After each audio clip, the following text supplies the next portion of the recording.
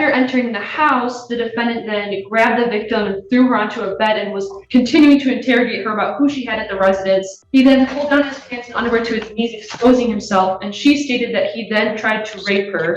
While this was happening, he was continuing to interrogate her. Sounds like to me he's intending on getting the upper hand. Part of my problem is it doesn't seem that he can de-escalate. This fixation that he has on this infidelity, and quite frankly, if he's playing games, he's playing with the wrong judge to play those games. Your Honor. And good afternoon again, Your Honor. Miles Drew on behalf of Mr. Busick, who's approaching my right. And can you please state your name for the record? Ryan Michael Busick. All right, thank you.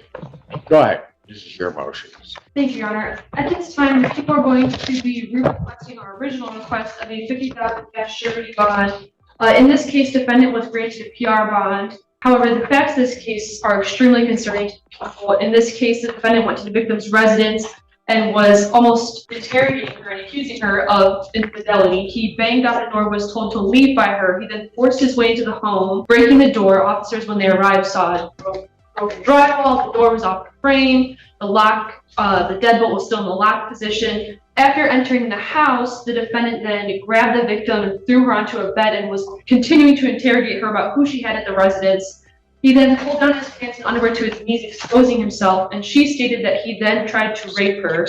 While this was happening, he was continuing to interrogate her about infidelity. She was then able to kick the defendant, run away out of the room, and exit the home, where she began to yell for help. Neighbors heard her calling for help. After that, the defendant then chased her down and tried to stop her by grabbing her arm, causing her to fall. Law enforcement arrived shortly after, and in the videos, you see that they both, it was raining, and they were both covered in rain, I guess water, I don't know. But it's very concerning, especially given that there was the broken door. And then not only after that, when he gets into custody, one of the two calls he makes, while one of them was prior to bond conditions, it was concerning to the people, given that in that call, he continues that line of interrogation of accusing her of cheating and infidelity on the jail calls. And then the next day, when he's arraigned, after he's arraigned, he calls her again, violating his bond. And it just seems, especially given these emails that we received yesterday, he has this obsessive disposition with this victim, and it's very concerning to people given the facts of this case and his actions after this case occurs. So at this time, we're going to be re-requesting our $50,000 request, and believe that a personal recognizance bond was an abuse of discretion, Your Honor. Ms. Rhodes. And Your Honor, we would admit that there was a call that occurred on the jail line, the one call that is a violation of the court's bond conditions for the no contact. I would note that all the allegations the prosecutor has gone over as it relates to the bond violations were prior to me being retained as counsel. Mr. Busick's a lifelong resident of Ypsilanti. He has a clean eye chat that I've seen, meaning he has no priors and accordingly no capious history. While this is a very serious charge, and Mr. Busick does contest the allegations and is serious about facing them as evidenced by retaining counsel, I would note that there was no injuries or medical treatment and that Mr. Busick did comply with police officers. While I'm not here to litigate the facts of this case in a bond hearing, I think it's evident from looking at this case and the pending case against the complaining witness, where my client is the victim, that they have a dysfunctional long-term relationship that will no longer work out in any capacity as a romantic relationship. I've expressed that to Mr. Busick, and he's been receptive to that feedback. I think it's clear that neither party has treated each other very well. He is living currently in Ypsilanti with his mother, Lisa, who is in court today, his stepdad, Doug, who is also in court today, sister Chelsea, who is not here, but has been in constant communication in my office. His sister Erica is here in court, so he has strong family support in this matter. He does have two children with the complaining witness in this matter, his son Matthew, 4 years old, and daughter Scarlett, 2 years old. It's a shared custody situation where he has the kids on the weekend and about 2 or 3 nights during the week. His mom and sister are facilitating those custody exchanges, and I have expressed not only to Mr. Busick, but to the family, the importance of the no contact order, including that it means no third party contact, and have instructed the family not to discuss this case in any capacity whatsoever with the complaining witness. Before we even roll into this case, understand this. When a judge hears that a defendant forced entry, assaulted someone, and then violated a no contact order within hours, the courtroom energy changes instantly. Judges don't negotiate with chaos. They contain it. Watch closely, because this case isn't about misunderstandings. It's about obsession spiraling into violence. As for work, Mr. Busick is a journeyman carpenter with the Regional Carpenters and Millwright Union. He has over 10 years experience and 6 years with the union. He has good health coverage through his job that provides for not only him, but his children with the complaining witness. It's our understanding that the complaining witness does not work. And even though there's no child support order in place, he does also provide support to the mother of his children for expenses when she has the kids in her possession. In other words, he is the provider for these children, and they get their health insurance through his job, and that appears to be the only avenue for their health insurance. And he is at risk of losing this job should he go to jail. So, Your Honor, I would, conclude by saying that counsel was retained after all these allegations, that Mr. Busick has no prior criminal record, and I think him and the family maybe didn't understand the scope and importance and severity of a no contact order. I have counseled them at length about that no contact means for any reason. Yet you have understood about that, counsel? Your Honor, I think it's somewhat common for people. I know no contact means no contact, and it's very straightforward, but I think people that have no prior history with the criminal justice system sometimes do not think things are as straightforward as they are. He certainly makes no excuses for his behavior, and he knows it's inexcusable to make those calls. We would be asking for a $25,000, 10% with the tether. But he's still, from the allegations, and I'm not making necessarily a presumption of his guilt of those, but he's making certain allegations regarding her infidelity, then ultimately gets arrested. After creating, some damage, or allegedly creating some damage to the premises, and things not going well because now you're in custody, you're told by the magistrate not to have contact, and what does he do? He has contact about the same thing that the allegations are about. Right. I understand the court's concerns. That's why we are asking for a cash bond in this matter. I would point out that, since he was assaulted in March by the complaining witness, which resulted in felonious charges, these have been some of the hardest and trying months of his life. He has not been in his right state of mind. We're going to be looking to getting him, treatment while on bond and getting evaluated for a treatment course so he can get some support in facing this tough time, Judge. Ultimately, there's no excuse for making the phone call on bond. We understand that the allegations are concerning. We can test them as it relates to the case. Tell me how I can even be sure that he's going to follow this court's conditions. Well, I think you have his family sitting right here in the courtroom, that they're accountable, good members of our society that are going to be looking out and holding him accountable. They have, financial interests involved in this case as well. They are living with Ryan. He has no prior record, which I think speaks to the fact that they raised him pretty well up to this trying point here. And I think that the tether, was put in place after these phone calls, and there's been no issues with the exclusion zone. So I think in that respect, the tether is working, Judge. And I think you have members of the community that will be looking out to assure that your court order is followed by Mr. Busick. And I think this is a real wake-up call for him, quite frankly. This isn't a situation he's used to being into, given his clean criminal record. And I think he's standing up a little bit straighter now after this and understands just how much is on the line after having a stern talking with counsel both last night and prior to court today about the severity of the situation that he's in here, Judge. In the 14B case, isn't there a no contact? There is a no contact order in place. So what's he doing there? That's the part that's troublesome to me. He has a case in which he's the alleged victim, right, counsel? Correct. He knows there's a no contact provision, right? Yes.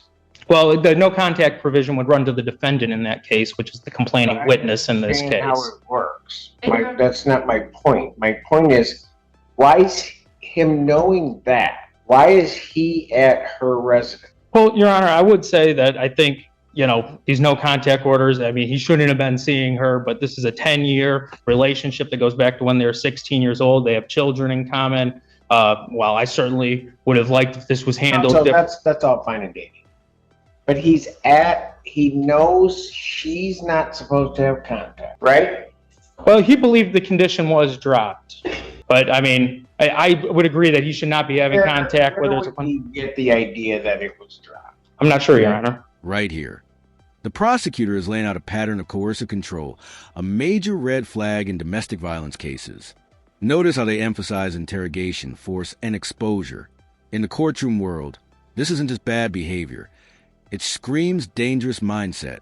Judges are trained to look for escalation risk, and this is textbook escalation. I don't believe that for a minute. I mean, he knows she's not supposed to. I mean, I'll tell you what it sounds like to me. Sounds like to me he's intending on getting the upper hand. So he goes over there and he can basically, in essence, force her to give whatever answers he wants, because the one thing at least he knows or thinks is that if he calls the police, she's in violation, I'm not. No, I don't think that that's the situation going on. I mean, when the police officers did bring up the no contact order on the scene, he said that he had thought it had been dropped. I mean, I think he's simply concerned about, these beliefs of infidelity, Your Honor. It's an improper way of going about it without doubt. But given that he has no record, he hasn't had any trying situations. He's only 26 years old. Any trying situations like this in his life, I would view this as kind of a one-off situation, that now that he has the accountability structure in place with his family, being aware of what's going on, being in the courtroom here supporting him, that this type of behavior would not continue. And I expect him to comply with all court orders going forward, Judge. Anything else from people? Nothing, I mean, I just have concerns given what the court stated with the no contact order in the 14B case, and given that the victim in her interview with police at the scene states that they're separating, so I don't know why he would go to her residence to accuse her of this break-in and assault her. I don't understand. But nothing else from the people as far as this goes, Your Honor. Right, and I think you know this, counsel. What I really should do is I should revoke his bond. He doesn't make it a day before he's violating the bond condition. I understand the court's concern. And This is it's not. What is troublesome for me is that he violates the bond condition. And when you look at the transcript of what he's talking about in the very first part, it's just a continuation of what got him there in the first place. I think this. Sorry. Go ahead. I was going to say, I think the stern talking to that I've had with both him and his family about the, concerning nature of these allegations, the phone call transcript, I think that he's been very receptive to my feedback, and I don't see that this being an issue going forward. This was, within a day of the incident, his emotions were still very, high in charge. It's obviously no excuse for doing what he did, but given that. Counsel, that's part of my problem. Part of my problem is it doesn't seem that he can de-escalate, because he gets involved in this thing, gets arrested, this fixation that he has on this infidelity, even after he's arraigned, even after he's warned, admonished what he can do, what he can't do. Within hours of that, he can't step back. He just can't. I understand the court's concern. I would say, while I would not have advised him to send any of those emails to the court, the fact that he's reaching out to the court, not to her, is some indication of change from the, Friday before. No, it's really not. He's not reaching out to her. I certainly would not have advised him to send those emails, and I have instructed him going forward not to do anything like that and to run anything he's doing with these cases through counsel going forward. Even the emails are concerning. In the emails, he's trying to get her in trouble, trying to use this as leverage against her in the other case. Like, he just can't stop. Even if it's not contacting her, it's this continued obsessive feelings towards this victim. I'm certainly not pleased with the emails being sent, but I would note that it does appear that there are potentially bond violations on the other case. That's not a concern for this court here, but it's not like he's making up and frivolly. Why is it even his? Your Honor, I have no good explanation for that. Tell me what your client's purpose in sending those to the court. What was the purpose in sending those to the court? Wanted to alert them of the bond violations that have been alerted of in his case, Your Honor. It's not anything that he's proud of, but, he was going to change his actions going forward. It's not my court. He knows what court it's in. Why is he sending it here? I think people commonly get confused about the 14th. Counsel, look at the very first email. He's not confused, because he's real clear about what he thinks is happening with her defaming him. Oh, I meant the confusion about 14A or 14B, Judge. I understand. No, but I'm saying, why did he send it here? I'm not the judge. He knows it. He's not confused about what court it is at all. But I think he did believe he was reporting it to the court of record, albeit mistakenly, Judge. Is he going to tell me that if I put him under oath that he thinks he's sending it to the right place? Yes, he was. There is no way. Why is it coming right now? When were those videos taken? When were those videos taken? About a month ago. And that was, She's got a winter sweater on in like May? Really? So if you had them for a month and you think you're contacting that court, what took you so long? There's no excuse for the timing, Judge. No, what took him so long? This is his story. He's trying to convince me that he can behave. would you like me to speak? Go ahead. So I didn't want to contact the court because, yes, we were working on things, and I spoke in front of you, and I believe that the no contact was dropped so we could start to work on things. I came in front of you and said that during her case one day. Your Honor, I would note that it was charged as a felony case, and I know you typically sit on the PCC docket, so you may have been a judge that appeared on that case at some point. My understanding is that currently it is just the misdemeanor domestic violence charge that is still pending against the complaining witness, but I do believe it was a felony case where it's possible you would have been a judge that sat on that docket. And, Your Honor. Ask yourself, what does a judge do when someone treats a no-contact order like a casual guideline instead of legal command? Here's your answer. Judges don't hand out warnings like customer service reps. They hand out consequences. And the more the defendant tries to twist a narrative, the deeper he digs his own hole. You were on that case for PCCs, but the people had declined to address the no contact and change it, given concerns of the case. You were looking to report these month-old alleged bond violations. Why did the court need to know that now she's defaming you? I just said there's no excuse for sending it. There's no excuse for the slanderment. What? No excuse for the slander. Yeah, but how is that a bond violation? I believe there was an understanding from Mr. Busick that there was some kind of no alcohol or no drug provision as part of her pretrial release order. I believe that's what he understood. Whether that is or is not the case, I'm not sure, Judge. But then it says, and is now causing defamation against me. Why is that important to the other court? It's not. Yeah, it's only important to this court. Correct. And this bond hearing. And I did believe that it was still here. I didn't know it was at 14B. How come you didn't go through your attorney to send this? I was not retained at that time, Your Honor. No, I'm talking, you had a PD at the time. Why didn't you go through her? I did try to call her that morning after speaking to the prosecutors, I believe. But I was at work and I missed her call back. When, yesterday? Yesterday, yes. So you just decided that you just send it? Well, yes, so I did. I called the courthouse on my break and I said, you know, where do I contact for breaking bond? I should not have, Your Honor. Why was it so important for you to report her breaking bond? Let's assume it to be true. Why was that so important right now? Well, it Careful wasn't how you answer me. correct. Because, no, listen. Why was it so important to do that?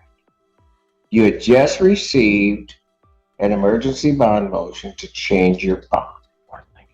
You then start sending stuff. Why is it so important to now report what you say is a month old? I think they're older than that. The month-old video. Why is it so important to do that this week? I wasn't thinking, Your Honor. Why was it so important? I don't care. What was your thinking? Whether clear or not, what was your thinking? I mean, I really wasn't thinking. I really wasn't thinking clearly. I'm not too sure. I suspect the court could hear Mr. Busick there. I mean, Like, he has no justification. He clearly wasn't thinking straight. I mean, I think he was feeling the pressure of the bond violations in this case, was aware that, or thought he was aware that she may be violating her bond. There's no good justification. There's no answer that we're going to provide you, Judge, that ultimately so what satisfies makes you. me not believe that as he feels the pressure of this case, that he doesn't lash out and do something? Well, I think his Why children. would I believe that? He had counsel at the time. I don't think he had the same trust relationship with that counsel that he has now. And I think knowing how much his children's health care is on the line because of this, because his job is on the line. It's all on the line. It was Absolutely. on the line after he was arrested. It was on the line when he made that call. It was on the line when he starts sending these emails. It's always been on the line. I don't know why he can't recognize that. And that leads me to believe that no matter what I tell him, he can't do it. If he doesn't understand that from the very beginning, what's at stake. And I do believe that he went over to that unit. He went over there to get her in trouble, just like these emails. That's what he's doing. No, I don't think that the facts when the case is litigated will show that that was his intention at all, Your Honor. I understand the court having concerns, but I think not only, my talking with him, but now this, bond violation hearing in front of his parents, I think he's going to be standing much straighter. I think he understands it. I wish he was a quicker learner. It shouldn't take his parents to make him stand up and do right. And it doesn't, Your Honor. I think that he'll prove that going forward on bond. And I think quite bond, to the frankly, extent that he needs help, he can get better help and services outside of jail than he could quite inside. frankly, they shouldn't have to be here. Right, and he I agrees. mean, even if the prosecutor objected, they shouldn't have to be here. And Mr. Busick agrees. He's embarrassed and shamed by what he is putting, not only himself, but his family through in this. He's not proud to be here today, Your Honor. Well, I understand what the people's request, I understand what the defendant's request is. I don't think since he's gotten out until he's called to the carpet, this defendant really does conduct himself appropriately. I don't think that has anything to do with his parents or his family or his upbringing or anything like those lines. He just can't do it.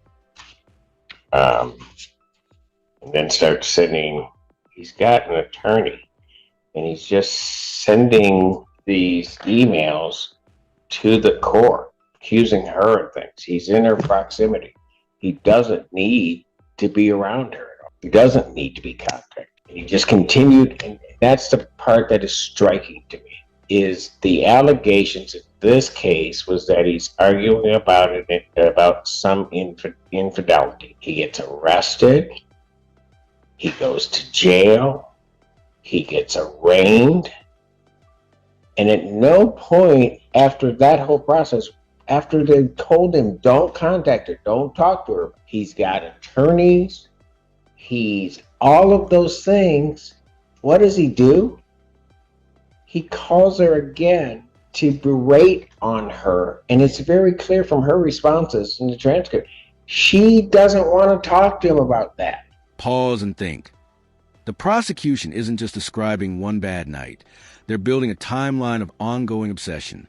Forced entry assault, chasing her outside, calling her from jail. Each step is evidence that he refuses to disengage. And when someone can't disengage, judges immediately shift from let's evaluate to we need to protect the victim. And he just keeps on.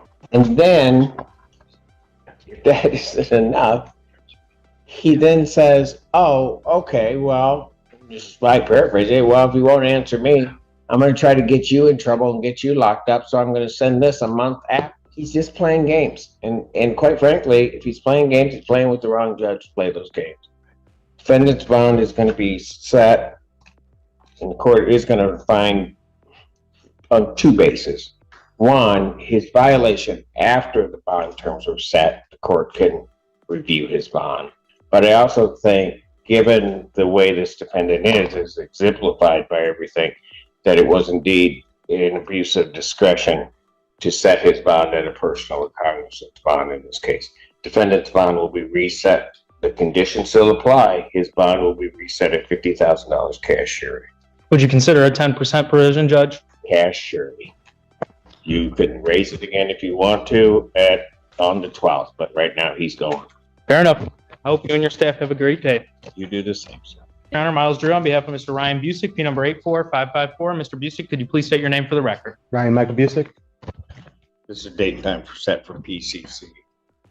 And Your Honor, at this time, I've made a request for the video and digital discovery in this that has not been tendered to me yet, so we'd be requesting an adjournment of the PCC. All right. There would need to be a green sheet that would need, you may not be aware of that. We'll get you a green sheet to fill that out. Sure thing, Your Honor. All right. Just for the record, there was also, the media discovery has in the discovery packet and should be sent over to council. And then I also, I called yesterday, have not received that yet, but it should be in routes. All right. And Your Honor, we would like to address bond when the court is ready. You want the 26th or the 3rd, counsel?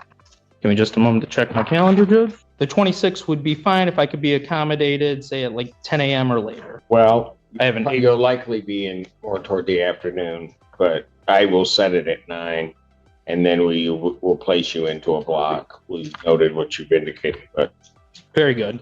Yeah, I do have a if he's hearing. in custody, you'll be in the 9 o'clock block, I will tell you. Okay, I may just be tardy for court then that day. I'll be coming directly from. All right. Yes, that's about. As to bond, while I know the court heard me 2 days ago, I would note that, due to Mr. Busick having no record, these last 2 nights in jail have left an incredibly strong impression on him. Not only the seriousness of this case, but the importance of following all conditions of any bond or any court order going forward. He would like to get back out working so he can save his health care for his children and for himself. He would like to pursue a mental health evaluation. I have talked to clinical therapists, one named Virginia Dawson, who works closely with many courts in Oakland and Wayne County, and she's worked with my office for years. She has experience at the 48th and 16th District Court. I've confirmed that she has appointments that would be available to him every single day next week, depending on his schedule. So we would accordingly renew our request for a cash bond that Mr. Busick can afford of $25,000, 10%, Your Honor, with the tether, obviously. Response from the people. Your Honor, I believe the court knows where the people stand on bond. At this point, I'm going to object, given the fact of the bond violation originally, and then the facts of this case. I believe the bond that is currently set at this moment is appropriate for this case, given all that was stated previously on the emergency bond motion, as well as the bond violations that came up as part of it.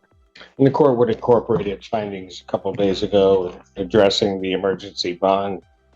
The emergency bond filed on behalf of the people, and particularly noting that after the point of arraignment, the defendant's conduct, I don't think, would lead the court to believe that this defendant would be able to follow all of the conditions as set without some cash component or significant cash component in place to try to assure his compliance. And so, and also the court does believe, because of those actions, the defendant does pose a risk or threat to the community. And so therefore the court will deny the defendant's motion to reduce the bond in this case once again. Would you consider a 10% provision on the current bond, Your Honor? You asked me that yesterday 3 times, and so the answer is the same now. Fair enough, Your Honor. All right. I hope you and your staff have a good afternoon. Thank you for allowing me to make a record, as always. Thank you. Thank you.